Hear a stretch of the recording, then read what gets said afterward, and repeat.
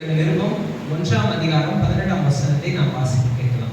கொலோசியர் 1:18.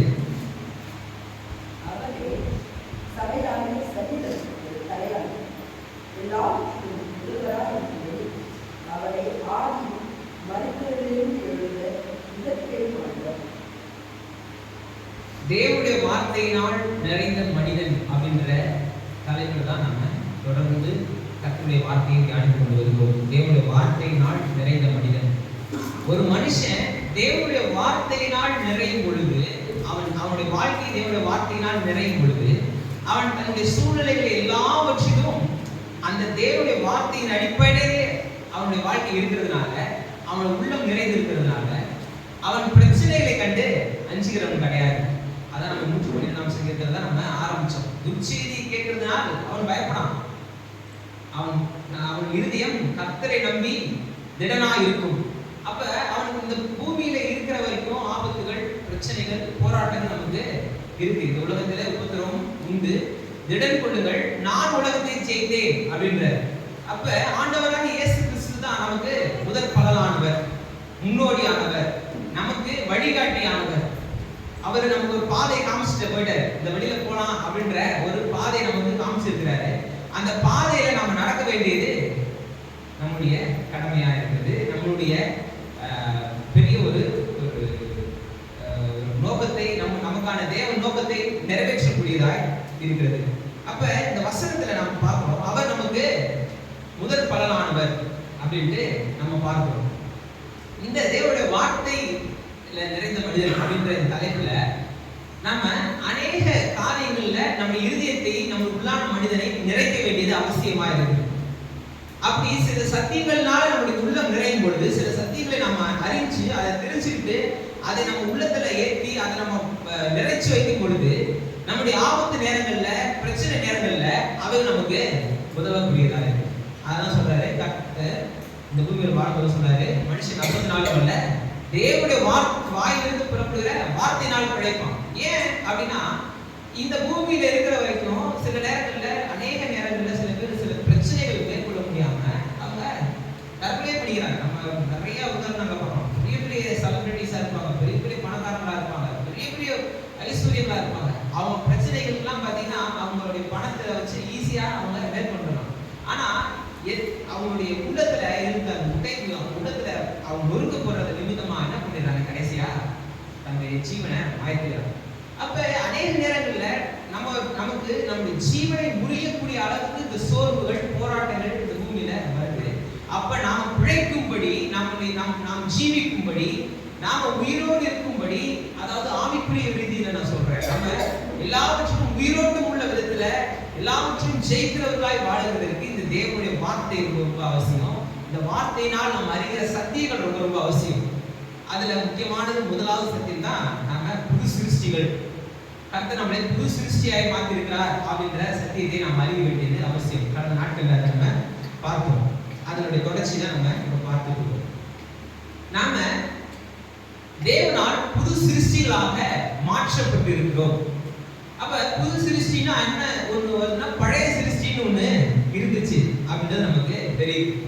அப்ப பழைய சிருஷ்டி அப்படின்னு ஒண்ணு செஞ்சுட்டு இப்போ ஒருத்தர் வீடு கட்டுறாரு, நல்லா இருக்குது அப்படின்னு நம்ம நம்பி கட்டுறாரு. கடைசியில் என்ன ஆயிடுது, கொஞ்சம் இதாக இருக்குன்னா கொஞ்சம் ஆல்ட்ரேஷன் பண்றாங்க. நம்ம கூட வந்து ஒரு சேர் ஒண்ணு நல்லா இருக்குன்னு ரெடி பண்ணுவோம் ஒருத்தர் வச்சு. அந்த சேரு நம்ம கொடுத்த மாடல் வேற, வந்த மாடல் வேற, அப்படியே அது அவுட்புட்டே வேற மாதிரி இருந்துச்சு. உடனே அவர் அமைச்சிட்டு நம்ம என்ன பண்ணோம், அதை நிறைய ஆல்ட்ரேஷன் எல்லாம் பண்ணி பின்னாடி வச்சிருக்கோம் அந்த சேர். எல்லாரும் தெரியும் அந்த சேர். அப்ப ஏதோ ஒன்று செய்யறோம், அது தப்பாயிருது, உடனே என்ன பண்றோம், சரி செய்யறோம். அப்படி தேவன் வந்து மனுஷனை செஞ்சுட்டு அவன் தப்பாயிடுச்சு, ஐயோ கொஞ்சம் மேனுஃபேக்சர் டிஃபெக்ட் ஆயிடுச்சு, ஏதோ ஒரு ஃபால்ட் ஆயிடுச்சு, அதனால என்ன பண்ணுவோம், நம்ம திருப்பியும் ரீகன்ஸ்ட்ரக்ட் பண்ணுவோம், இதை நம்ம திருப்பி சரி செய்வோம் அப்படின்ட்டு செய்யறது மாதிரி கிடையாது. அப்ப தேவன் எதை செஞ்சாலும் சரியா செய்யறவர், எல்லாவற்றையும் நேர்த்தியா செய்யற தேவன். அப்ப நேர்த்தியா செய்கிற தேவன் எப்படி இந்த மாதிரியான காரியங்களுக்கு அனுபவித்தார் அப்படின்னு பார்த்தா, அவர் அவ்வளவு நேர்த்தியா செஞ்சிருக்கிறார். மனுஷனுடைய, அதான் சொல்றேன், மனுஷனுடைய வீழ்ச்சியை பார்க்கும்போது அநேக காரியங்கள் நமக்கு கற்று தருது. மனுஷன் அவனோட வீழ்ச்சி வந்து நமக்கு நிறைய காரியங்கள் கற்று தருது. அதுல மிகப்பெரிய என்னன்னா, மனுஷன் எவ்வளவு ஒரு ஆளுகை திறன் உடையவனாய், முடிவுகளை எடுக்கக்கூடிய அதிகாரத்தை உடையவனாய் கர்த்தர் படைச்சிட்டாரு. அவன் கர்த்தர் ஒரு விஷயத்தை சொல்றாரு, இது செய்யாதன்றாரு. சர்வமும் என்ன பண்ணுது? அவர் சொல்றது அப்படியே கேக்குது. சர்வ சிருஷ்டியும் அவருடைய வார்த்தைக்கு அப்படியே கீழ்ப்படியுது. அப்படியே எல்லாம் நடக்குது. எல்லாம் அப்படியே நடந்துட்டு இருக்கு. மனுஷனை தவிர மனுஷன் என்ன பண்றான்? அப்படியே அவர் வார்த்தைக்கு கீழ்ப்படியாதவனா இருக்கிறான். அவருடைய வார்த்தைக்கு மீறி நடக்கிறவனா இருக்கான். அவனுடைய மீறுதலின் போது தேவன் வந்து என்ன பண்ணல? அவன் தடுக்கல. அவன் மீறி போகும்பொழுது, அவன் உள்ள போய் அதை செய்யணும்னு நினைக்கும் பொழுது, கர்த்தர் வந்து ஒரு கோல் எடுத்து வந்து மண்டபலை போட்டு, இது ஏன்டா இது செய்யறேன், நான் உங்களுக்கு செய்ய சொன்னேன், சாப்பிடாதான் அங்க போயிட்டு இருக்கேன் அப்படின்ட்டு எதுவுமே சொல்லல. அப்ப இதுவே என்னத்தை காட்டுது? மனுஷன் தேவனால் எவ்வளவு அதிகாரத்தை பெற்றவனாய், மனுஷனை தேவன் எவ்வளவு உன்னத நிலையில மனுஷனை கர்த்தர் படைச்சிருக்கிறார் அப்படின்ட்டு நமக்கு தெரியும். ஆனா மனுஷனை பண்ணா அந்த அதிகாரத்தையும் தன்னுடைய வல்லமையும் அவன் இழந்து போறான். இந்த இழந்து போனது போட்டு போ, இவ்வளவு இது கொடுத்தோம், இவ்வளவு பாசத்தை வச்சோம், இவ்வளவு இது வச்சோம், இவன் எல்லாத்தையும் இப்படி இழந்து போயிட்டானே, இவன் அப்படியே குற்றுவோன்னு கிடையாது. திரும்பியும் ரீகன்ஸ்ட்ரக்ட் பண்ற, திரும்பியும் அதை சரி செய்யறாரு. சரி செஞ்சு அதே மாதிரி நிலையில வைக்கிற. இப்ப ஒரு மேலான நிலையில, ஒரு உன்னதமான நிலையில மனுஷனை தேவன் வைக்கிறாரு. அதற்கு முன்னோடி தான் ஆண்டவராகிய இயேசு கிறிஸ்து. இயேசு கிறிஸ்து நமக்கு அதுக்கு வழிகாட்டியாக இருக்கிறாரு. இயேசு கிறிஸ்து அந்த வழியில, அந்த பாதையில நம்மை வழி நடத்தி விட்டு சென்றார். அவர் அந்த பாதையில காமிச்சிட்டாரு. இப்ப நம்மளால என்ன பண்ண முடியுது? அந்த பாதையில தைரியமாய் நடக்க முடியுது. அப்போஸ்தலர் நடவடிக்கைகள் 13ஆம் அதிகாரம், அப்போஸ்தலர் 13:32-33. நீர் என்னுடைய குமாரன் என்று நான் உம்மை ஜெனிப்பித்தேன் என்று 2ஆம் சங்கீதத்தில் எழுதியிருக்கிறபடியே, இயேசுவை எழுப்பினதினாலே தேவன் நம்முடைய பிதாக்களுக்கு அருளி செய்த வாக்குத்தத்தத்தை அவர்களுடைய பிள்ளைகளாகிய நமக்கு நிறைவேற்றினார் என்று நாங்களும் உங்களுக்கு சுவிசேஷமாய் அறிவிக்கிறோம். அதுல இந்த 33ஆம் வசனம் ரொம்ப முக்கியம். இயேசுவை எழுப்பினதினாலே தேவன் நம்முடைய பிதாக்களுக்கு அருளி செய்த வாக்குத்தத்தத்தை அவர்களுடைய பிள்ளைகளாகிய நமக்கு, இப்ப நமக்கு அது நிறைவேற்றும்படி என்ன ஆயிடுச்சு? நாங்களும் உங்களுக்கு சுவிசேஷமா அறிவிக்கிறோம். இப்ப இதுதான் சுவிசேஷம். என்ன? இயேசு கிறிஸ்து உயிரோடு எழுந்தது என்னன்னா, அதுதான் அந்த புது சிருஷ்டிப்புக்கு அடையாளம். இயேசு கிறிஸ்து உயிரோடு எழுந்ததுதான் அந்த புது சிருஷ்டிக்கான அடையாளம். வெளிப்படுத்தல் 1:5 பாத்தீங்கன்னா இன்னும் கொஞ்சம் அதை இன்னும் என்ஹான்ஸ் பண்ணி சொல்லிருப்பாரு. வெளிப்படுத்தல் 1:5 மரித்தோரின் முதற் பலனானவர் அப்படின்னு வரும்.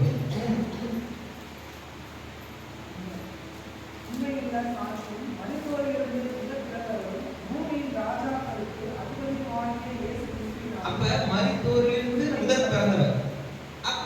இப்ப பழைய ஏற்பாட்டுல அநேக இடங்கள்ல அநேகர் மரித்து உயிரோடு எழும்பினதை நம்ம பார்ப்போம். எலியா தீர்க்கதரிசி பண்ணாரு, எலிசா தீர்க்கதரிசி பண்ணிருக்காரு. எசேக்கியேல் காலத்துல உலர்ந்த எலும்புகள் எல்லாம் கடந்து, அதாவது சுத்தமா ஜீவனற்று அப்படியே மடிந்து போன எலும்புகளுக்கு உயிர் அடைஞ்சு அது ஒரு சேனையாய் போகுது. இயேசு கிறிஸ்து காலத்திலே எபிரேயரின் மகள், அப்புறம் நாயின் விதவையின் மகன், அப்புறம் லாசரு, இப்படின்ட்டு நிறைய பேர் இயேசு கிறிஸ்து உயிரோடு எழுப்பியிருக்கிறார். ஆனா இங்க மரித்தோரின் முதற் பலனானவர் அப்படின்ட்டு, முதலானவர் அப்படின்ட்டு இயேசு கிறிஸ்துவின் உயிர்த்தெழுதலை ஏன் சொல்லுது அப்படின்னா, அதான் புது சிருஷ்டிப்பு. இப்ப மற்றவர்கள் எல்லாம் பாத்தீங்கன்னா மரிச்சுனாங்க. அது வந்து ஒரு சுகவீனத்தை போல அது வந்து என்ன பண்றாரு? கையாளுறாரு. அவங்க திருப்பி உயிரோட அடையிறாங்க. உயிரடைஞ்சு அவங்க வாழ்றாங்க. ஆனா மறுபடியும் ஒரு நாள் என்ன ஆயிட்டாங்க? மரணம் அடைஞ்சு போயிட்டாங்க. ஆனா இயேசு கிறிஸ்து அப்படி கிடையாது. அவரு மரித்து உயிரோடு எழும்பினது நம்மை மீட்கும்படியாய். அவர் உயிர் தெளிந்து இன்று வரைக்கும் உயிரோட இருக்கிறார். அநேக நேரங்கள்ல இது விளையாட்டோட சொல்லுவாங்க, அவரே அவரை காப்பாத்தீங்கள, அவரை போய் என்ன நீங்க கும்பிடுறீங்க அப்படின்னு. அவரே அவரை காப்பாத்திக்க முடியல, அவரே போய் கூப்பிடுறீங்கன்னா, அவர் ஏதோ பாவம் ஏதோ நல்லது செஞ்சுட்டு இருக்கும்போது எல்லாரும் முடிச்சுட்டு போய் சிலுவையில போட்டு அடிச்சு அவரை சாவடிச்சுட்டு இது பண்ற மாதிரி அப்படி கிடையாது. அவர் அதுக்காக தான் வந்தாரு. தன்னை அதுக்காக ஒப்பு கொடுக்கும்படியா தான் வந்தார். அதை ஒப்பு கொடுத்து தான் வந்தார். அதை செய்யும்படியா தான் வந்தார். பாவமற்றவராய் இந்த பூமியில வந்தார். பாவமற்றவராய் பிறந்தார். பாவ பலியாக தன்னை தானே ஒப்பு கொடுத்தாரு நம்மை மீட்கும்படி. அது ஒப்பு கொடுத்தது மாத்திரமல்ல, தன் ஜீவனை அவர் தான் விட்டார். யார் அவருடைய ஜீவனை பறிக்க முடியல, அவர் தன் ஜீவனை விட்டாரு. பேதுரு புத்தகம் 2ஆம் அதிகாரத்துல சொல்லுது, அவர் பாதாளம் வரை சென்றாராம். பாதாளம் வரை சென்று நமக்காய் சென்று நம்ம மீட்கும்படி அந்த வரைக்கும் இறங்கிட்டாரு. இப்ப பார்த்தா தேவனுடைய வார்த்தை வருது, நீ என்னுடைய நேசகுமாரன், இன்று நான் உண்மை ஜெயிப்பித்தேன். என்ன சங்கீதத்தில் வாசிக்கிறோம்ல, அந்த அதிகாரத்தை கொடுக்குறாரு. இன்று நான் உண்மை நான் ஜெயிப்பித்தேன். இன்னைக்கு நான் ஒரு புது சிருஷ்டிப்பு அந்த அடையாளத்தை கொடுக்கும் பொழுது பாதாளத்துக்கு சங்கிலிகளை உடைத்து இப்ப அவர் ஜெயாதிபதியாய் வெளியே வராரு, ஜீவாதிபதியாய் இன்று வரைக்கும் நம்ம கூட இருக்கிறாரு. அப்ப இதான் புது சிருஷ்டிக்கான ஒரு அடையாளமாக இருக்கிறது. நம்ம ரீஜெனரேஷன் ஆகிறோம். இப்ப இயேசு கிறிஸ்து பிறக்கிறத நீங்க புது சிருஷ்டிப்புன்னு சொல்லல. இயேசு கிறிஸ்து பிறந்த போது முதல் பலனானவர் அவர் அப்படி சொல்லல.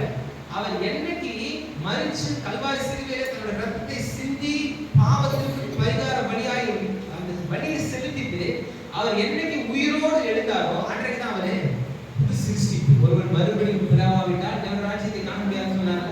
அப்ப அந்த ஒரு காரியத்தை அங்கேயே நமக்கு கொடுத்துட்டாரு. இப்ப நாம எல்லாரும் அந்த வழியில போக முடியுது, நம்மளால அந்த பாதையில நடக்க முடியுது. அப்ப தேவன் எப்படி நம்மள அந்த புது சிருஷ்டிப்பாய் நம்மளை மாற்றி இருக்கிறார், இந்த புது சிருஷ்டிகளாய் நம்மள எப்படிலாம் நமக்கு அந்த அதிகாரத்தை நமக்கு கொடுத்திருக்கிறார் அப்படின்ட்டு இதெல்லாம் நம்ம பார்த்து வருகிறோம். இதுல கடைசியா நம்ம பார்த்தோம், அவிசுவாசிகளோட பிணைக்கப்படாது இருப்பீர்களாக அப்படின்னு நம்ம முடிச்சோம். அதுக்கு முன்னாடி இந்த புது சிருஷ்டியாய் நாம் இருக்கிறதுக்கான அடையாளங்கள் 2 அடையாளங்கள் இருக்கு. அதுல ஒண்ணுதான் அவிசுவாசிகளோட பிணைக்கப்படாது இருப்பீர்களாக அப்படின்ட்டு ஒரு முதலாவது அதாவது நம்மோடு இருக்கிறார், அவன் நாம் தேவனோடு இணைக்கப்பட்டிருக்கிறோம் அப்படின்றத அடையாளமாய் நம்ம பார்த்தோம். 2 கொரிந்தியர் புத்தகம் 6ஆம் அதிகாரம் அப்படியே அந்த 14ஆம் வசனத்திலிருந்து அப்படியே வாசிச்சுட்டே கடைசியா நம்ம பார்த்தோம். தேவனோடு கூட எல்லா சூழ்நிலையிலும் நாம தேவனோடு கூட இணைக்கப்பட்டிருக்கிறோம். நம்முடைய எல்லா சூழ்நிலையிலும் தேவன் நம்மோடு கூட இருக்கிறார். இதுதான் புது சிருஷ்டிப்புக்கான முதலாவது அடையாளம். முதலாவது அடையாளம் என்ன? நம்மோடு கூட எல்லா சூழ்நிலையிலும், எல்லா நேரத்திலும், எல்லா சமயத்திலும் தேவன் நம்மோடு கூட இருக்கிறார் அப்படின்றது.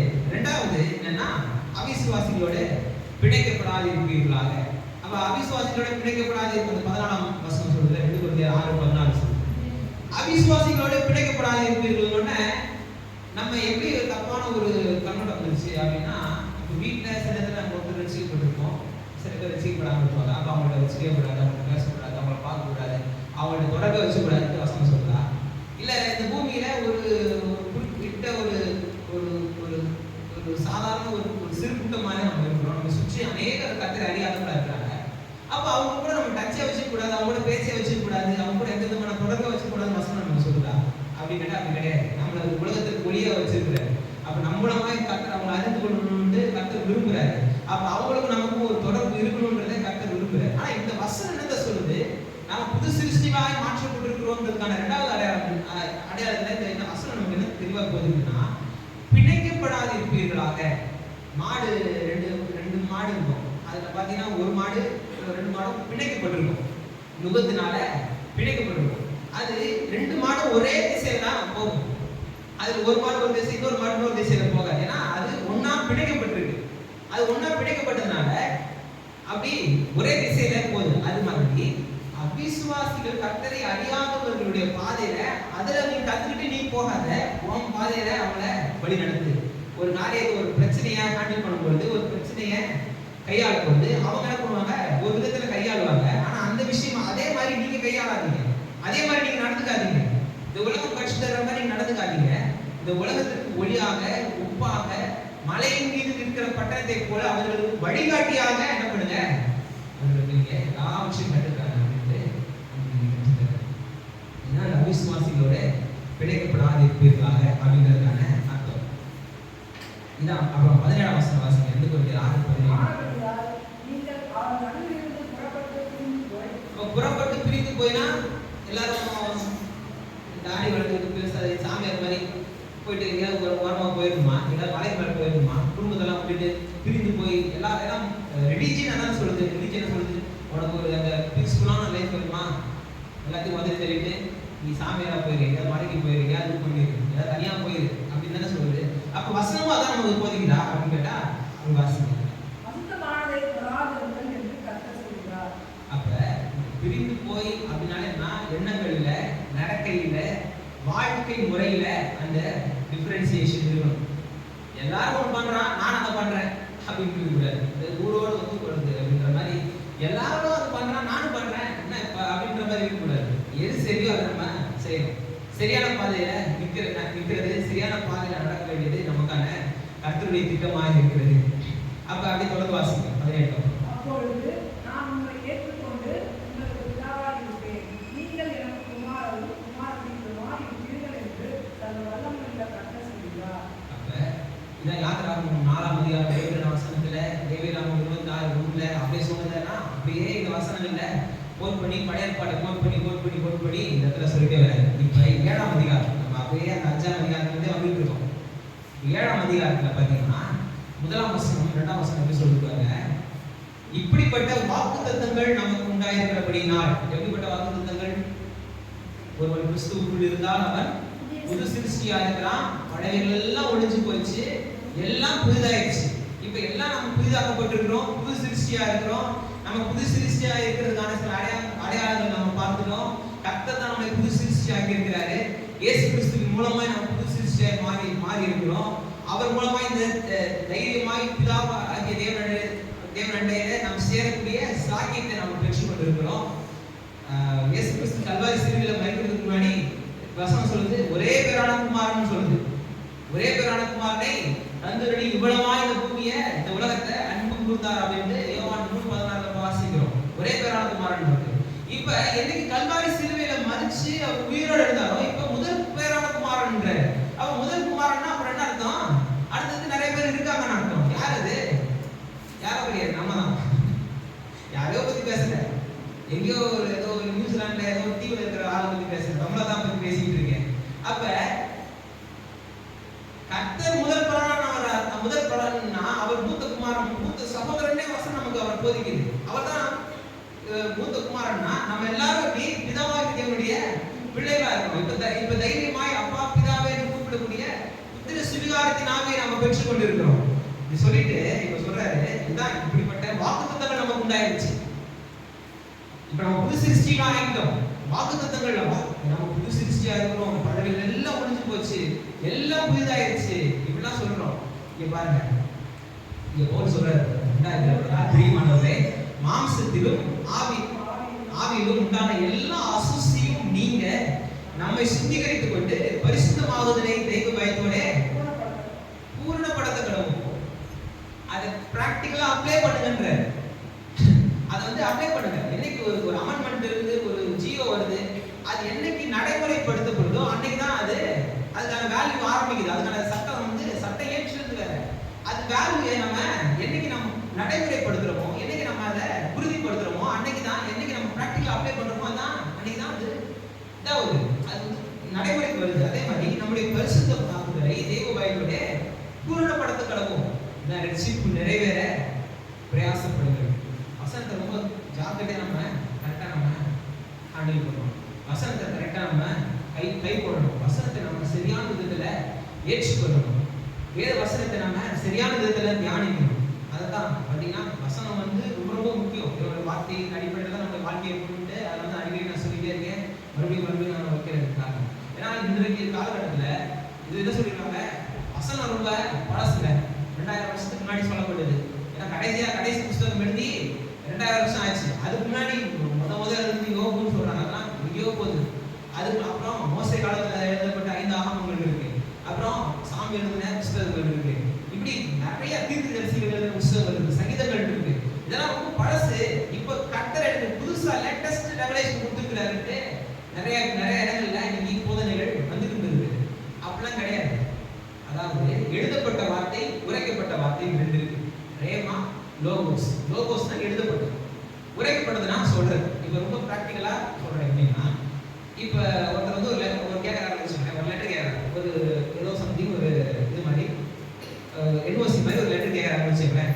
இவர் எனக்கு தெரியும், இவர் எனக்கு நல்லா பழக்கம், அதனால இந்த வேலையை கொடுங்க, இல்லை கொடுங்க அப்படின்ட்டு ஒரு லெட்டர் கேட்டாதான், இந்த லெட்டர் கொடுத்தா நீங்க கொடுத்தா அவங்க செய்வாங்க அப்படின்னு ஒருத்தவங்க கேட்கறாங்க.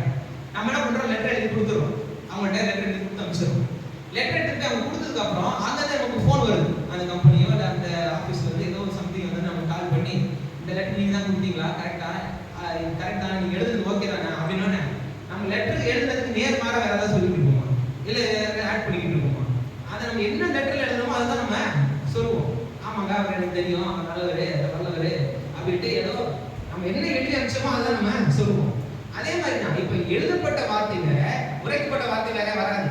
இப்ப நம்ம வாசிக்கிறோம், இதான் எழுதி கொடுத்த லெட்டர் மாதிரி இருந்துச்சு, வாசிக்கிறோம், சில நமக்கு புரியல. ஆண்டவரே என்ன என்னை ஆசீர்வதிப்பியோ ஆசீர்வதிப்பேன், என்னை பெருக்க பெருக்க பண்ணுவேன், நீ ஆசீர்வாதமா இருப்பேன். ஆனா என் வாழ்க்கையில பார்த்தா அப்படி இல்லை, கொஞ்சம் டவுட்டா இருக்குது, உண்மைதானா அப்படின்னு. இல்ல இல்ல நான் ஒரு ஆர்வத்துல சொல்லிட்டேன், உனக்காக கிடையாது, வேற ஆளுன்னு சொல்ல மாட்டேன் கடவுள். என்ன எழுதிருக்கோ அதுதான் நமக்கு புதியா சொல்றாரு. அப்ப இதையும் நம்ம பிரிச்சுட்டு இருக்க கூடாது. இது வேற, நீ புதுசா ரேமா வருது, இது லோகோஸ் அப்படின்னு அப்படிலாம் பிரிக்க கூடாது. இது எல்லாமே ஒண்ணுதான். இந்த எந்த தேவன் இன்னைக்கு பேசுவாரான்னு நிச்சயமா பேசுவாரு. ஆனா எதன் அடிப்படையில் பேசுவாரு? இந்த அடிப்படையில் பேசுவார். அவர் பேசுறது இது ஒத்துக்கும். இதுல இருந்து வேற மாதிரி போகாது. இதுல வந்து கொஞ்சம் கம்மியா இருக்கும், வெளிப்பாடு கம்மியா இருக்கும்னா நம்ம நினைச்சிடவே கூடாது. ஏன்னா இதுல இருக்கிற வெளிப்பாடு நமக்கு இன்னுமே புரியல. இன்னும் எத்தனை ஆயிரம் கோடி வருஷம் ஆனாலும் இதுல இருக்கிற வெளிப்பாட்டை நம்மளால விலைக்கு கொள்ள முடியாது. இன்னும் இதுக்கு இன்னும் சொல்லு, சில பேர் அன்னைக்கெல்லாம் ஒருத்தர் சொன்ன சிரிப்பு வந்துருச்சு, பைபிள்ல விட நம்ம அப்டேட்டா இருக்கணும். பைபிள் ரொம்ப ஓல்டா இருக்கு, நம்ம அப்டேட்டா இருக்கணும். பைபிளுக்கு இருக்கிற அளவுக்கு நாம தான் அப்டேட் ஆகல. பைபிள் வெளிப்படுத்துறதுல சொல்லப்பட்ட விஷயங்கள்ல, வேத வசனத்துல அது சொல்லப்பட்ட விஷயங்கள் அளவுக்கு நம்மளால போக முடியல, நம்மளால கற்பனை செஞ்சே பார்க்க முடியல. ஏன்னா இனி வரும் காலங்களை குறித்து அதுல சொல்லப்பட்ட காரியங்களை நம்மளாலே அதை இது பண்ண முடியல. நாம தான் இன்னும் அப்டேட் ஆகல. பைபிள் பயங்கர அட்வான்ஸா இருக்கு. அதனால ரொம்ப ரொம்ப முக்கியம் வேத வசனம். இப்ப இங்க பாருங்க, அதனாலதான் வேத வசனத்தை ரொம்ப ரொம்ப முக்கியம். அதை கவனிக்கணும். வாக்குத்தத்தங்களை நமக்கு உண்டாயிருக்கு அப்படின்னா, இப்படிப்பட்ட வாக்குத்தத்தங்கள் நமக்கு உண்டாயிருக்கு, இப்படிப்பட்ட சத்தியங்கள் நமக்கு சொல்லப்பட்டிருக்கு, இப்படிப்பட்ட காரியங்கள் நமக்கு தெளிவாய் நமக்கு எல்லா விதத்திலையும் நமக்கு சொல்லப்பட்டிருக்கு. மாம்சத்திலும் ஆவிலும் உண்டான எல்லா அசுசியும் நீங்கி நம்மை சுத்திகரித்துக் கொண்டு, அதாவது மாம்சம் ஆவி ரெண்டு பிரிச்சு சொல்றாரு. உள்ளான மனுஷன், புறமான மனுஷன் அப்படின்னு ரெண்டுத்தையும் டிஃபரன்ஷியேட் பண்ணி சொல்றாரு. ஏன் அப்படின்னா, பழைய ஏற்பாட்டு காலத்துல புறம்பாய் செய்யறது ஓகே, ஆனா உள்ளத்துல இருக்கிறத பத்தி டீல் பண்ணவே இல்லை விஷயம். ஏன்னா உள்ளத்துல பண்ண முடியாதுன்னு அவங்க கன்க்ளூஷன் பண்ணிட்டாங்க, பண்ணவும் முடியாது. ஏன்னா மேலோட்டமாய் பாவங்கள் கழுவப்படல மூடப்பட்டிருந்துச்சு. ஆனா இன்னைக்கு பாவங்கள் கழுவப்பட்டுருச்சு. அதனால இன்னைக்கு உள்ளான மனுஷனை பத்தி, புது சிருஷ்டிப்பை பத்தி குறிச்சு நம்ம டீல் பண்ண முடியுது. பழைய ஏற்பாட்டுல கொலை செஞ்சதான் பாவம், ஆனா இன்னைக்கு அப்படிப்பட்ட எண்ணமே என்ன இது பாவமாயிருது சொல்லிட்டு, அதனால மாம்சம் ஆவி ரெண்டுத்தையும் டிஃபரன்ஷியேட் பண்ணி சொல்லிட்டு, உண்டான எல்லா அசுசியும் நீங்க நம்மை சுத்திகரித்துக் கொண்டு பரிசுத்தமாகுதலை தெய்வ பயத்தோட பூரணப்படுத்துறாங்க. அதை வந்து ஃபுல்ஃபில் பண்ணுங்க, அதை நீங்க நிறைவேற்றி காமிங்க. ரட்சிப்பு நிறைவேற பிரயாசப்படுங்கன்னு சொல்லுது வசனம் சொல்லுது. அப்ப ரட்சிப்பு நிறைவேற நீங்க என்ன பண்ணணும்? பிரயாசப்படணும்னா நமக்கான ரட்சிப்புன்றது ஒன்று உண்டாயிருச்சு, அதை நாம பிராக்டிகலா அப்ளை பண்றதுக்கு கொஞ்சம் என்ன பண்ண வேண்டியது இருக்கு, மெனக்கட வேண்டியது இருக்கு, கொஞ்சம் நம்ம சிரமப்பட வேண்டியது இருக்கு, நம்ம கொஞ்சம் அதை அப்ளை பண்ண வேண்டியது இருக்கு. விசுவாசிக்கிறதுக்கு நம்ம கொஞ்சம் இதா இருக்கு. என்ன இது ஒண்ணுமே இல்லை, எப்படி நம்ம விசுவாசிக்கிறது? யோசிச்சு பாருங்க. நம்ம விசுவாசத்துக்கு ஃபெய்த் 4 ஸ்டேஜஸ் பார்த்தோம். ஆபிரகாம் யோசிச்சு பாருங்க. நம்புகிறதுக்கு ஏதுமில்லாத இருந்தும் அவன் நம்பினான். விசுவாசத்துக்கு அது ஒண்ணுமே இல்லை.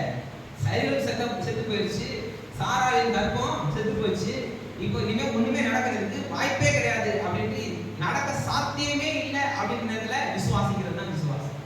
அப்ப ஏதோ ஒரு இதெல்லாம் இருந்தாலும் விசுவாசிக்கிறது கிடையாது. விசுவாசமே ஒரு சப்ஸ்டன்ஸ், அதுதான் ஒரு மெட்டீரியல், நமக்கு அதுதான் நமக்கு மூலதனம். அதுதான் நமக்கு கர்த்தர் மீது வைக்கிற விசுவாசம் தான் நமக்கு பெரிய ஒரு பலனா இருக்குது சொல்லிட்டு, இப்ப 2ஆம் வசனம் பாருங்க. புது சிருஷ்டியை பத்தி இதான் நமக்கு நல்லா தெளிவா பார்க்கணும். எங்களுக்கு இடம் கொடுங்கள், நாங்கள் ஒருவனுக்கும் அநியாயம் செய்யவில்லை, ஒருவனையும் கெடுக்கவில்லை, ஒருவனையும் வஞ்சிக்கவில்லை. இதை சொல்றது யாரு? அப்போஸ்தலர்கள். இவர் சபைகளுக்கு செய்த அக்கிரமம் என்னன்னு அப்போஸ்தலர்கள் நம்ம பார்க்கணும். ஸ்தேவானுடைய மரணத்தினப்ப இவர் ஒரு வார்த்தை சொல்லியிருந்தாருன்னா ஸ்தேவான் மரிச்சிருக்கவே மாட்டாரு.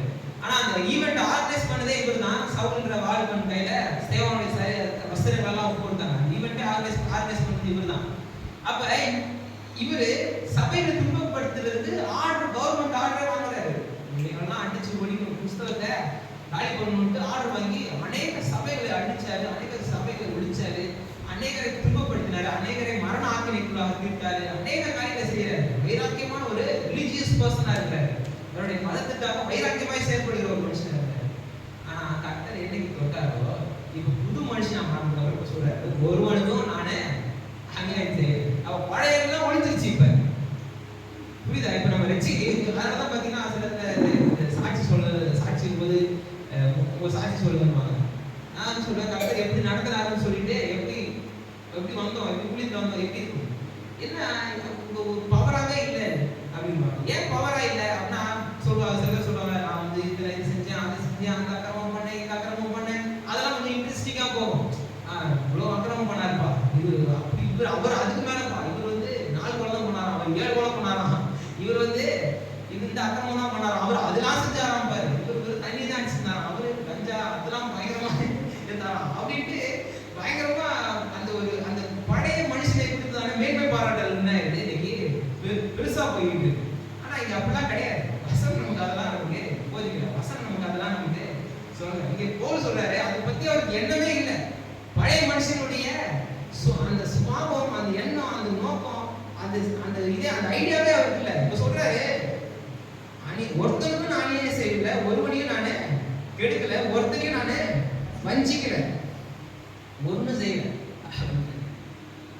இப்படிப்பட்ட மைண்ட் செட் தான் புதிய சிருஷ்டிகளுக்கு, புதிய மனுஷர்களுக்கு, புதிதாய் அந்த ஒரு கர்த்தரை ஏற்று புதிய மனிதனாய் மாறின நமக்கு இப்படிப்பட்ட ஒரு மைண்ட் செட் வேணும், இப்படிப்பட்ட ஒரு மனநிலை வேணும், இப்படிப்பட்ட ஒரு காரியம் நமக்கு இருக்கணும். பரிசுத்தமாகுதலை தெய்வ பயத்தோட பூர்ணப்படுத்தணும். புது சிருஷ்டியாய் மாறிட்டோம், புதுசாய் இப்ப நமக்கு இருக்கிறோம். இப்ப நம்மளால அதை செய்ய முடியுது, நமக்கு அந்த சத்துவம் இருக்கு, நமக்கு அந்த வல்லமை இருக்கு, நமக்கு அந்த அதிகாரம் இருக்கு, நமக்கு அதை செய்ய முடியுது நம்மளால. ஏன்னா இயேசு கிறிஸ்துவின் ரத்தம் நமக்கு இருக்கு. ஆனா இதே காரியங்களை பழைய ஏற்பாட்டை ஒருத்தர் செஞ்சாரு. பழைய ஏற்பாட்டே நம்ம அடுத்த டாபிக்காக தான் போகிறோம். பழைய ஏற்பாட்டை எப்படி விசுவாச வீரர்களாக இருந்தாங்க அப்படின்றத மறுபடியும் நம்ம எபிரேயர் 11 அடிப்படையில் மறுபடியும் நம்ம பார்க்க போகிறோம். அதில் பார்த்தீங்கன்னா எபிரேயர் 11ல் 5-6 வாசனை. எபிரேயர் 11:5-6.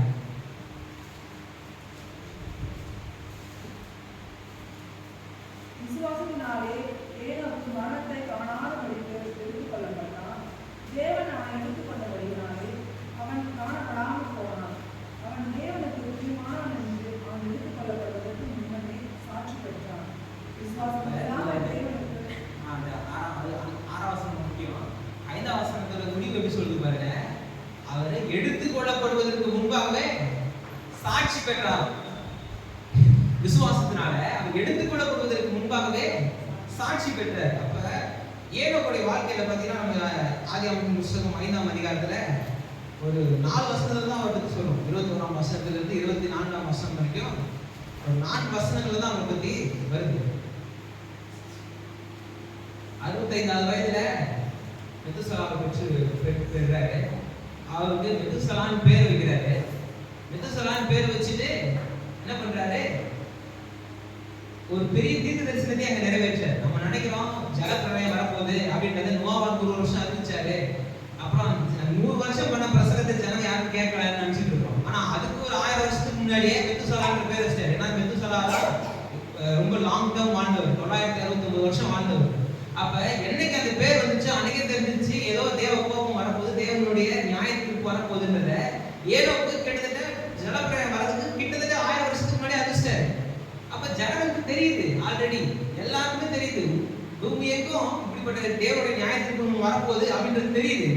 ஆனாலும் என்ன பண்றாங்க, தன்னுடைய வழியை கெடுத்து கொள்றாங்க. கடைசியா நெருங்கி வர அந்த கடைசி 100 வருஷத்துல தான் நோவா வராரு. நோவா காலத்துல பேடையை கட்டி வரப்போற நியாயத்திற்கு காணக்கூடிய விதத்துல கிறிஸ்டாந்த அடையாளமாய் பேடைன்றது ஒண்ணு எழுது.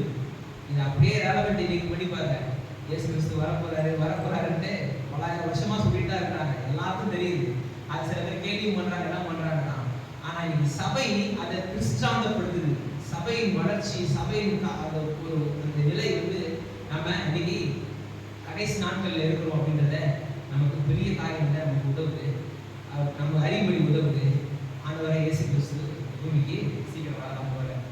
அப்ப தன்னுடைய மகனுக்கே என்ன பண்றாரு, தீர்க்க தரிசனமா மெதுசலான்னு பேர் இருக்கு. நம்ம நினைச்சிருக்கோம் மெதுசலான்னு ஒரு பேர் கூட, அது ஒரு காரண பேர். நம்ம ஊர்ல காரணமே நம்ம பேர் வச்சிருவாங்க. பேருக்கு அர்த்தமே தெரியாது. கேசவன் அப்படின்னு என்ன அர்த்தம்? கேசவனா தலைமுடின்னு அர்த்தம். தலைமுடி அதிகமா இருக்கிறவன், இது கூட பரவாயில்ல. யாசினி பேர் வச்சிருக்காங்க. யாசினின்னா என்ன? யாசகம்னா பிச்சை எடுக்கிறது அர்த்தம். ஆசிட்டு பயங்கரமா பேர் வச்சிருக்காங்க. அடுத்ததை பார்த்து பேர் வைக்கணும். அது ஏதோ சொல்றதுக்கு ஸ்டைலா இருக்கு பேர் வச்சிடக்கூடாது. அது மாதிரி மெத்துசாலா ஏதோ ஒண்ணு அப்படின்னு நினைச்சக்கூடாது. அப்படின்னா தேவனுடைய நியாயத்திற்கு வரப்போகுதுன்னு அர்த்தம். அது நமக்கு ஏதோ பேர் நினைச்சிட்டு இருக்கோம். ஆனா அன்னைக்கு இருந்த ஜனங்களுக்கு எல்லாமே தெரியும் தேவன் நியாயத்திற்கு வரப்போகுது. அன்னைக்கு காலம் ரொம்ப மோசமான காலமா தான் இருந்துச்சு. இன்னைக்கு நம்ம நினைக்கிறோம்ல சிருஷ்டின்னு சொல்றீங்க எல்லாம் பண்றீங்க, ஆனா பூமி ரொம்ப கெடுதலா இருக்கு, பூமி ரொம்ப மோசமா இருக்கு, இந்த பூமி கெட்டு போனதா இருக்கு. இதுல நல்லவனாய் வாழ்றதுக்கு தேவனுக்கு பிரியமாய் வாழ்றதுக்கு ஏதும் இல்லை அப்படின்னு சொல்றோம்ல. ஆனா இங்க பாருங்க, ஆதியாகமத்தின் புஸ்தகத்துல 5ஆம் அதிகாரத்துல 21ஆம் வசனத்துல இருந்து 24 வரைக்கும் வாசிக்கிறேன்.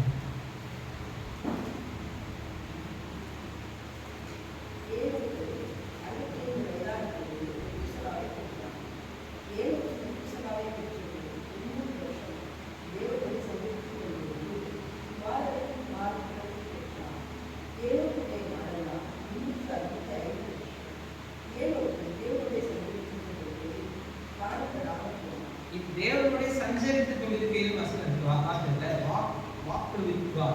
தேவனோடு நடந்தார், தேவனோடு சஞ்சரித்தார் அப்படின்ற பதம் இருக்குல்ல. இத எப்படி மொழிபெயர்க்கிறாங்க, எப்படி எந்த விதத்துல சொல்றாங்கன்னா ப்ளீஸ் வித் காட், அதாவது ப்ளீஸ் வித் காட், அதாவது தேவனை பிரியப்படுத்தினார். தேவனை பிரியப்படுத்துகிற ஒரு வாழ்க்கையை ஏனோக்கு வாழ்ந்தார். தேவனோட சஞ்சரிக்கிற அனுபவத்தை நான் இதை வாசிக்கும் பொழுது எனக்கு தோணுச்சு, எப்படி அது அவருக்கு வந்திருக்கும், அந்த ஒரு ஐடியா எப்போ வரைக்கும் வந்திருக்கும் அவருக்கு. நம்ம யோசிக்கிறோம்ல, இந்த ஒரு உலகம் முழுக்க கெட்டு போயிருக்குது. எந்த அளவுக்கு கெட்டு போயிருக்கு, தேவனே நியாயத்திற்கு கொடுத்து இந்த பூமியை ஒரே ஒரு குடும்பத்தை மட்டும் வச்சுட்டு மற்ற எல்லாரும் அழிக்கிற அளவுக்கு நியாயம் உலகம் கெட்டு போயிருக்கு. இந்த பூமி கெடுதல் நாள் நிறைஞ்சிருக்கு, மோசமாயிருக்கு, மோசமாகிட்டே போயிட்டு இருக்கு. எல்லாரும் ஜனங்கள் தற்பிரியரும் சுகபோக பிரியரும் பெருமையுள்ளவர்களும் தங்களுடைய சுய பலத்தை காட்டுகிறவர்களுமாய் வாழ்ந்துட்டு இருக்கிறாங்க. இப்படிப்பட்ட இடத்துல ஒரு மனுஷனுக்கு எப்படி தேவனை பிரியப்படுத்த முடிஞ்சிச்சு? ஏன்னா இயேசு கிறிஸ்து ரத்தமும் சிந்தப்படலை, பழைய ஏற்பாட்டின் பலிகள் தான். ஏன்னா ஆபேல் தான் பலியை நமக்கு காமிச்சு கொடுத்துட்டாரு. அந்த பலியை கண்டிப்பா ஏனோக்கு செஞ்சிருப்பாரு, பலி செலுத்திருப்பாரு. தேவன் இடத்துல பலி செலுத்துறதுனால அணுக முடியும்ன்றதை அவருக்கு தெரிஞ்சிருக்காரு. ஆனா எப்படி ஒரு ஆளை தேவனை பிரியப்படுத்த முடிஞ்சிச்சு? அவருக்கு பெரிய கேள்வி. அவருக்குள்ள அவருக்கு பெரிய ஒரு ஆர்வம் பாருங்க. ஏன்னா இவர் இருக்கும்போது ஏனோக்கு பிறக்கும்போது ஆதாமே உயிரோட தான் இருக்கிறாரு. நம்ம நினைச்சிட்டு இருக்கோம் ஆதாம் செஞ்சதுக்கு அப்புறம் தான் அடுத்து ஒருத்தவங்கலாம் வராங்க, அப்படிலாம் கிடையாது. ஏனோக்கு இருக்கும்பொழுது ஆதாம் இருக்கிறாரு. ஆதாமுடைய வயசு 930. ஆனா ஏனோக்கு பிறக்கும்போது ஆதாம் வயசு 622 தான். ஒரு யங் ஸ்டேஜ் தான் அவர் இருக்கிறாரு. 930 வருஷத்துக்கு இருக்கிறாருன்னா அது ஏன் இருந்தாங்க காரணம் சொன்னேன். ஒரு பேரு ஃபுல்லுமே ஆக்சிஜன் வந்து பூமி முடிக்கிறதுனால மனுஷனுடைய செல்லுகள் சீக்கிரம் மறிக்காது. ஒரு நாளைக்கு பல ஆயிரம் செல்கள் மறிக்குது, பல ஆயிரம் செல்கள் நமக்கு வருது, உயிரோட வருது. இதோட ரேஷியோ குறைய தான் வயசாகுது. பாடி ஸ்மார்ட் பார்ட்ஸ்லாம் ஒன்று ஆட்டம் நடக்கும் போது அதோடைய செல்களுடைய உற்பத்தி தான் இதாகும். ஏன்னா செல்கள்ல பிராணம் இல்லாம போகுது. ஆனா இதுல பாத்தீங்கன்னா அன்னைக்கு பூமி முழுக்க அந்த பிராணவாயு இருக்கிறதுனால செல்களுடைய அதாவது மரணம் கம்மியா இருக்கு, அதனுடைய உயிர் அதாவது புது செல்கள் உருவாகிறது அதிகமா இருக்கு. அதனால மனுஷனோட லைஃப் ஸ்பேன் ரொம்ப அதிகமா இருந்துச்சு. அது பிராக்டிகலா ஒர்க் அவுட் ஆகுது. அப்ப ஆதாம் 930 வருஷம் கூட இருந்தாருன்னா இங்க ஏனோக்கு வரும்போது அவர் 622 வயசு தான். அப்ப ஆதாம்கிட்ட கேட்டிருப்பாரு, நீங்க இப்படிலாம் இருந்தீங்க. ஏன்னா ஒரு ஐடியா தானே. இப்போ நமக்கு ஏதாவது ஒரு சந்தேகம் என்ன பண்றோம், நம்மளோட பெரியவங்களை கேட்கறோம். ஒரு விஷயத்தை நமக்கு பெரியவங்களோட வழியில நம்ம வழியா நம்ம கத்துட்டு வரோம். எல்லாத்தையும் நம்ம வழியா நம்ம கத்துட்டு வரோம், வழியா நம்ம செஞ்சுக்கிட்டு இருக்கோம். அப்படி இருக்கும் பொழுது ஒவ்வொருத்தரும் யார் கடைசியா போய் கேட்பாங்க? ஆதாம் தான் கேட்பாங்க. ஏன்னா அவர் தான் ஃபர்ஸ்ட் மேன். அவர் தான் இந்த பூமியை பத்தி அவருக்கு சரியான அறிவு, சரியான ஞானம், அவரோட ஒரு பெஸ்ட் பர்சன் இருந்தார். ஏன்னா ரொம்ப வருஷமா அவர் தான் இருக்கிறாரு, அவர் தான் எல்லாரும். அப்ப எல்லாருமே அவர்கிட்ட போய் பேசியிருப்பாங்க, எல்லாருக்கும் அவர் ஐடியா கேட்டிருப்பாங்க. அப்ப நான் நினைக்கிறேன் இந்த ஏரோவுக்கு போயிட்டு நீங்க அந்த ஏதேன் தோட்டத்துல தேவனோட சந்திச்சிங்கன்னு கேட்டிருப்பாரு. எப்படிலாம் நீங்க இருந்தீங்க, எப்படிலாம் அந்த கடவுளுக்கும் உங்களுக்கும் உறவு இருந்துச்சுன்னு கேட்டிருப்பாரு. அந்த ஐடியா, அந்த ஆசை இவரை எப்படி வழிநடத்துச்சு? தேவனோடு கூட சஞ்சரிக்கும்படி, தேவனோடு கூட நடக்கும்படி, தேவனை பிரியப்படுத்துகிற ஒரு வாழ்க்கையை வாழ வச்சுச்சு. அப்ப புது சிருஷ்டிகளா இருக்கிற நாம் அன்னைக்கு பழைய மனுஷன் சொல்றோம், அதாவது பழைய உடன்படிக்கைன்னு சொல்றோம். இன்னும் சொல்ல போனா நியாயப்பிரமாணம் வரதுக்கே பல ஆயிரம் வருஷத்துக்கு முன்னாடி வாழ்ந்த மனுஷன் அவரே என்ன பண்ண முடிஞ்சிச்சு? தேவனை பிரியப்படுத்த முடிஞ்சிச்சு. அப்படின்னா இன்னைக்கு புது சிருஷ்டிகளா இருக்கிற நாம தேவனை பிரியப்படுத்த முடியுமா? முடியாது. நாம தேவனை பிரியப்படுத்த தான் அழைக்கப்பட்டிருக்கோம். நாம் தேவனை பிரியப்படுத்தும் பொழுது எப்படிப்பட்ட வார்த்தை நமக்கு, எப்படிப்பட்ட வாழ்க்கை நமக்கு வருதுன்னா, அது 5ஆம் வசனம் எபிரேயர் 11:5 கடைசியாக சொல்லி பாருங்க. விசுவாசத்தினாலே தேவன் வருவதை காணாதபடி தீர்க்கப்பட்டான். தேவன் அவரை எதிர்ப்படினாலே அவன் காணப்படாமல் போனான். அவன் தேவனுக்கு பிரியமானவன் என்று அவன் எடுத்துக்கொள்ளப்படுவதற்கு முன்னரே சாட்சி பட்டான். எடுத்துக்கொள்ளப்படுவதற்கு முன்பாகவே சாட்சி பெற்ற யாரால? மற்றவர்களால. மத்தவங்க எல்லாருக்கும் பொல்லாதவர்கள் தான் இருக்கிறாங்க. ஆனா அவனுக்கு தெரியும், ஏனோக்கு பார்த்தா தெரியும், இவரு தேவனுக்கு பிரியமான மனுஷன், தேவனை பிரியப்படுத்துகிற மனுஷன், தேவனுக்கு இவருக்கும் ரொம்ப நெருக்கமான மனுஷன். அப்பவே அந்த காலகட்டத்திலேயே அவ்வளவு மோசமான சூழ்நிலையே அவரால் என்ன பண்ண முடிஞ்சுச்சு? சாட்சி பெற முடிஞ்சுச்சுன்னா, இன்னைக்கு நம்மளை பார்த்து யாராவது சொல்லுவாங்க, நம்மளை பார்த்து தேவனுக்கு பிரியமான மனுஷன், கடவுளுக்கு பிரியமான ஒருவர் பார்த்தா கடவுளுக்கு பிடிக்கும் யாராவது நம்மளை பார்த்து சொல்லுவாங்களா? சொல்ற மாதிரி நம்ம வச்சிருக்கோம். அந்த அளவுக்கு நம்மளுடைய நடத்தைய இந்த பூமியில வெளிப்படுத்தணும். அந்த அளவுக்கு நம்ம இந்த பூமியில சரியான விதத்துல நம்ம வாழ்ந்து காட்டணும். அப்ப இதுதான் புது சிருஷ்டி. இதுக்காக நம்மளை கருத்தை நம்ம என்ன பண்ணாரு? சும்மா ஒன்றும் நம்மளை புது சிருஷ்டியை மாற்றணும். சும்மா புது சிருஷ்டியை மாறினா ஏதோ ஒன்று ஏதோ கெட்டு போச்சு, ரிப்பேர் பண்ணி சரி பண்ணி ஓட்டலாம், ஏதோ போட்டு ரெடி பண்ணி தரேன் அப்படின்ற மாதிரிலாம் கிடையாது. நம்மளுக்கு ஒரு புது ஜீவனை கொடுக்குறாரு, தன்னுடைய ஜீவனை தராரு. அதான் நான் போன வாரத்தில் சொன்னேன், எப்படி முதலாம் மனுஷன் தன்னுடைய ஜீவனை தேவன் மனுஷனுக்குள்ளாக ஊதி அவனை ஜீவாத்மா ஆக்கினாரோ, அப்படியே திரித்துவம் எப்படி அது வேலை செஞ்சுச்சோ, அதே போலதான் இன்னைக்கு நம்ம புது சிருஷ்டியாக மாறும் பொழுதும் அந்த திரித்துவம் வேலை செய்யும். அந்த நியூ ஜெனரேஷன் நமக்கு புது ரீஜெனரேஷன்லயும் அந்த திரித்துவம் எப்படி வேலை செய்யுது? அவர் தேவனுடைய சித்தம், நம்ம ரசிக்கப்படும்படியான தேவனுடைய சித்தம் இருக்கு. அதுல அவருடைய வார்த்தையாகிய வசனம் நமக்குள்ளாக போது, ஆவியானவர் நமக்குள்ளாக கிரியை செய்யறாரு. இது 3 கிரியை செஞ்சு இப்ப நம்ம புது சிருஷ்டிகளாய் மாறும். இப்ப நமக்கு தேவனை பிரியப்படுத்த முடியுது. இந்த பூமியில நம்மளால சாட்சியுள்ள வாழ்க்கையை நம்மளால வாழ முடியுது. கொலேசியத்துல இருக்கும் 2ஆம் அதிகாரம் 15ஆம் வசனம் எல்லா அதிகாரத்தையும் சிலுவையில எல்லாத்தையும் ஒழிச்சார். எல்லாத்தையும் இன்னைக்கு சொல்ல முடியாது, மனுஷனால போக்கு சொல்ல இடமே இல்லை. நம்மளால இன்னைக்கு தைரியமா கிருபாசனத்துல சேர முடியும். அதான் சொல்றது, அக்கிரமங்களையும் பாவத்திலும் மரித்தவர்களாய் இருந்த நம்மை சேர்ந்து சொல்றது, அக்கிரமங்களையும் பாவத்திலும் மரிச்சவர்களாய் இருக்கணும். ஆனா இப்ப கிறிஸ்துவுடனே கூட நம்மளை உயிர்ப்பித்தார். இன்னைக்கு நம்ம தைரியமா கிருபாசனத்துல சேர முடியும். சேரக்கூடிய சாக்கியத்தை நமக்கு கர்த்தர் உண்டாக்கி இருக்கிறார். கர்த்தர் அந்த சாக்கியத்தை நமக்கு கொடுத்திருக்கிறார். அந்த பெரிய ஒரு தாளத்துல பெரிய கிருபை நமக்கு கொடுத்திருக்கிறார். அப்ப நாம எப்படிப்பட்டவங்க? நம்ம இந்த புது சிருஷ்டிகளாய் மாற்றப்பட்ட நாம எப்படிப்பட்டவங்கன்றது வசனம் சொல்லி பாருங்க. 1 பேதுரு புத்தகம் 1ஆம் அதிகாரம் 23ஆம் வசனம் பாருங்க. 1 பேதுரு 1:23 ரொம்ப முக்கியமான வசனம். மறுபடியும் ஜெனிப்பிக்கப்பட்டீர்களே, மறுபடியும் பிறந்தீர்களே அப்படின்ட்டு முடியுது. 1:23